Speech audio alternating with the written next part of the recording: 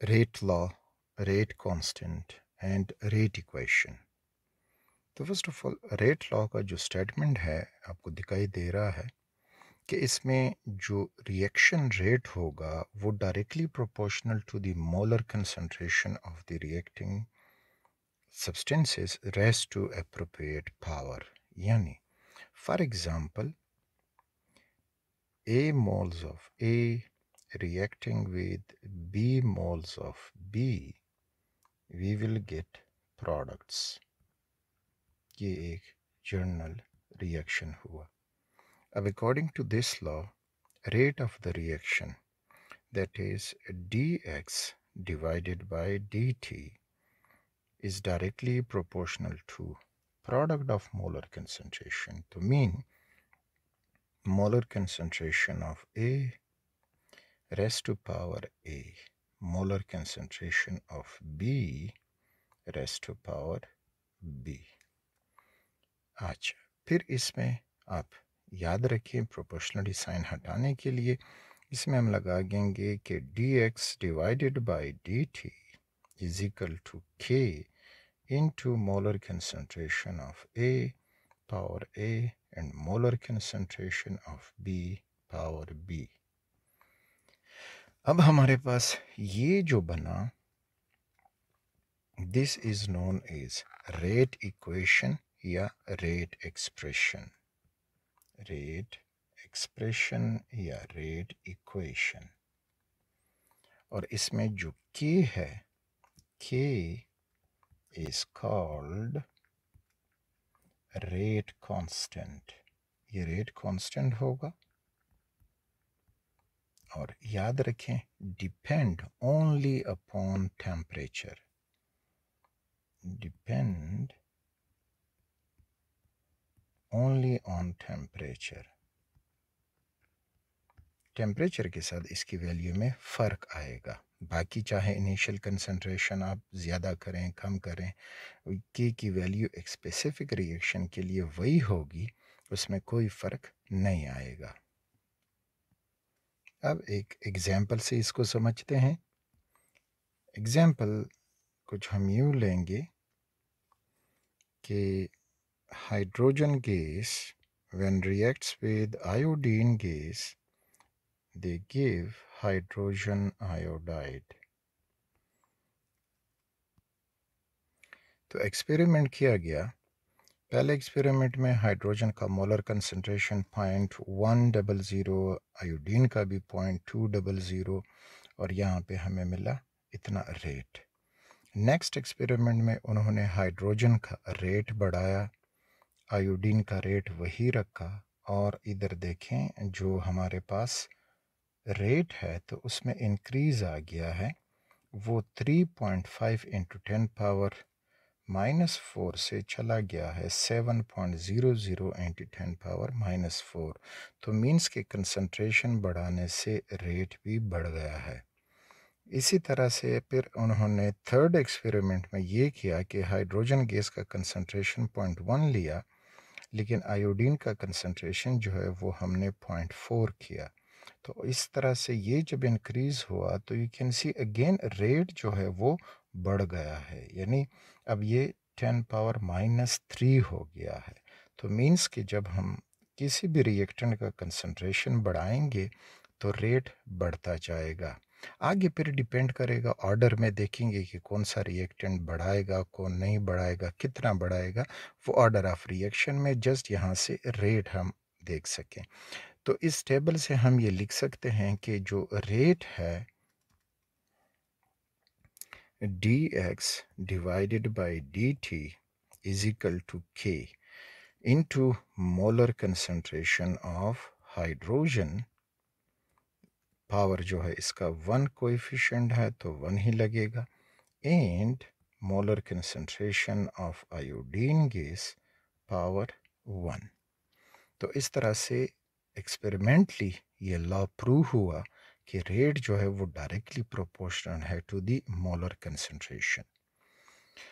अच्छा, अब इसमें हम रेट कांस्टेंट उसकी वैल्यू देखते हैं कि उसकी कितनी वैल्यू हमारे पास आएगी। तो लेट्स सी रेट कांस्टेंट। तो rate is equal to K into molar concentration of the reactants.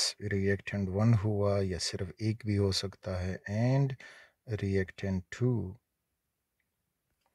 K की वैल्यू अब फाइंड करने के लिए हमने क्या करना होगा कि ये जो रिएक्टेंट्स का मोलर कंसंट्रेशन है इधर से डिवाइड करके रेट की तरफ डिवाइड हो जाएंगे.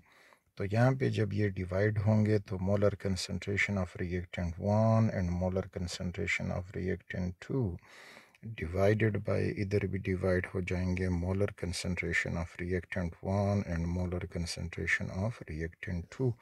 यहाँ से ये ख़त्म हो जाएंगे और हमें मिल जाएगा कि K is equal to rate की जो वैल्यू होगी divided by molar concentration of the reactants. तो ये रिएक्टेंट 1 मोलर कंसंट्रेशन और रिएक्टेंट 2 का मोलर कंसंट्रेशन. एक एग्जांपल से इसको समझते हैं.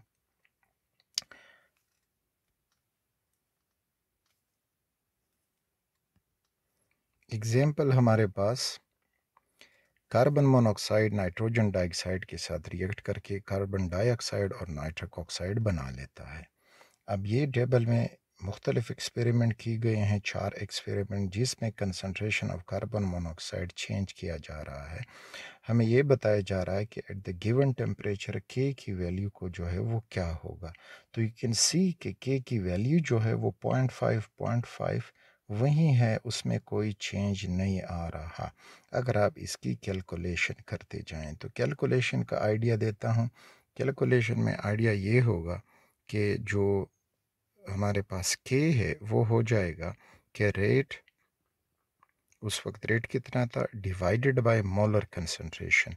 Molar concentration of carbon monoxide कितना है into molar concentration of nitrogen dioxide कितना है. तो ये वैल्यू इसमें अगर हम लगाएंगे तो रेट जो था पहले एक्सपेरिमेंट में 0.005, तो ये हुआ 0.005 divided by molar concentration of carbon monoxide that is 0.1. तो इधर लगा 0.1 और दूसरे का भी 0.1. तो ये जब डिवाइड किया गया सो वी गॉट 0.5.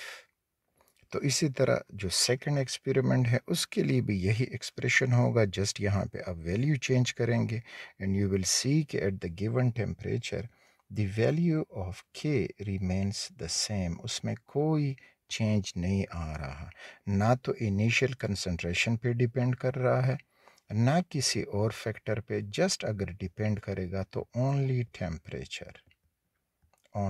टेम्परेचर पे डिपेंड करेगा, क्योंकि टेम्परेचर ही रेट को बढ़ाएगा कम करेगा. तो के की वैल्यू जो होगी that is only upon temperature. अगला जो हमें मिलेगा that is specific rate constant. Specific rate constant.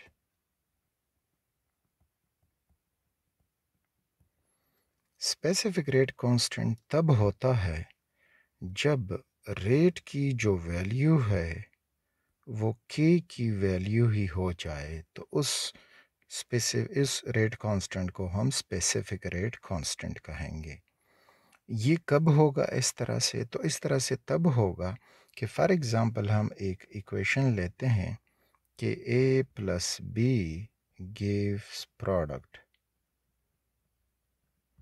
अब इसके लिए रेट इक्वेशन अगर लिखेंगे तो रेट या dx divided by dt is equal to k molar concentration of A raised to power some power and molar concentration of B raised to some power. Suppose करें this is m कर दें या n कर दें. अब कब ये value दोनों एक जैसे हो जाएंगे, सिर्फ ये उसमें पॉइंट याद रखें.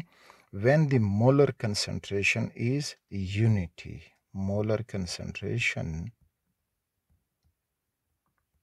is unity यानी 1 हो, 1A का भी मोलर कंसंट्रेशन हो 1B का भी मोलर कंसंट्रेशन हो, तो हमें जो वैल्यू होगी वो सेम मिल जाएगी. तो रेट इज इक्वल टू के इंटू मोलर कंसंट्रेशन ऑफ ए, वो भी 1 है, और मोलर कंसंट्रेशन ऑफ बी वो भी 1 है। तो इस तरह से उसमें जब हम ये लगा देंगे तो वी विल गेट के रेट इज़ इक्वल टू के। जो रेट की वैल्यू होगी तो वो के की वैल्यू भी हो जाएगी। तो इस कंडीशन में इसको कहा जाएगा स्पेसिफिक रेट कांस्टेंट। आगे जब हम ऑर्डर ऑफ रिएक्शन पढ़ेंगे तो उसमें फिर के यूनिट्स समझेंगे कि के कौन कौन से यूनिट्स हो सकते हैं। तो आगे ऑर्डर ऑफ रिएक्शन में हमारा वो भी टॉपिक होगा।